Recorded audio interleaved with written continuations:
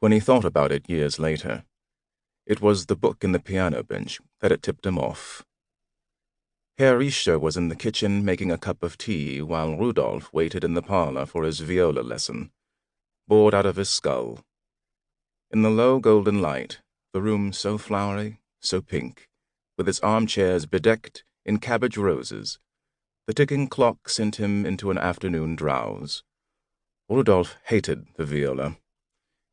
It had none of the panache of the violin, none of the glitter of the piano, which was his first instrument. He had only convinced his parents to let him take these lessons so he could get closer to Gerda.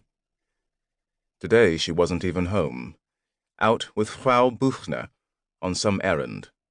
So Rudolf, after chewing his nails to nubs, picking at the callus on his left index finger, and rosining his bow a third time, lifted the hinged lid of the piano bench and rifled through to see if there was anything interesting.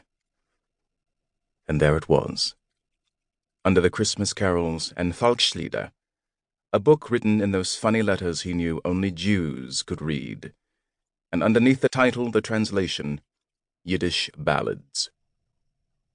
Rudolf chalked it up to the collection of an eccentric musical couple. People had already begun accumulating artifacts for the time when those people would be extinct. Even though he was given his Hitlerjugend uniform and told to be on the lookout for hidden Jews, it still did not click in Rudolf's mind. But when, on another afternoon several weeks later, Herr Richter opened the cabinet to put more cigarettes into his brass pocket case, Rudolf spotted a small silver cup not much bigger than a schnapps glass and thought he made out the distinctive shape of a six-pointed star incised on its side. Then he knew. It had to be true. Gerda Richter was Jewish. All this time, he had been fantasizing not about a girl, but about a Jew.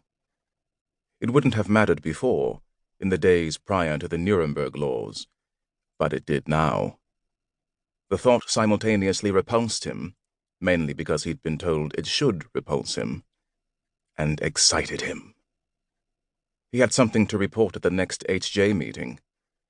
It pained him, too, because he knew he would have to renounce Gerda, purge himself of her. He would have to harden his heart and train himself to hate her. Because he knew he would have to turn Gerda in. It was the right thing to do.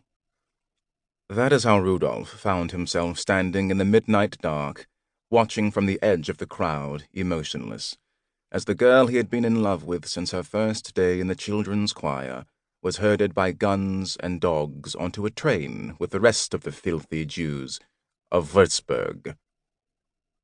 That is how, the next day, he was able to march mechanically up the stairs of Gerda's flat with a throng of newly vested HJ and march Maria Buchner back down into the glaring sun of Residenz Square to make her kneel on the cobblestones and to personally shove the sign, which he had himself scrawled with the words Jew Lover, over the tangled bottle-blonde hair of the famous operatic diva who had sheltered Gerda and her father.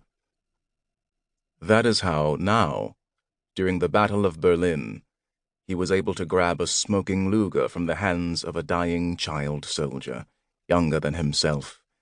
Just grab the gun from the bleeding-out boy who reached for Rudolf, crying, "Mutti, ich will zu meiner Mama." Grab, go, do, never feel. Rudolf walked like an automaton through the crumbling city, ducking behind walls that stuck out of the dust like scraggly teeth. He shot anything that moved. Since his first decision to betray Gerda, his heart had become fossilized by thousands of minuscule choices. Years of convincing himself that down was up, east was west, wrong was right, compassion was weakness. There was now no belief, no theory, no thought at all. Only the animal will to survive. So it was out of character for Rudolf Möser to save a girl's life that day. He didn't know why he stopped for her. He'd passed dozens of dead compatriots and blubbering toddlers and old women with rubble falling around their shoulders. Buildings bulged and toppled in the non-light of war, dust obscuring all color and notion of time.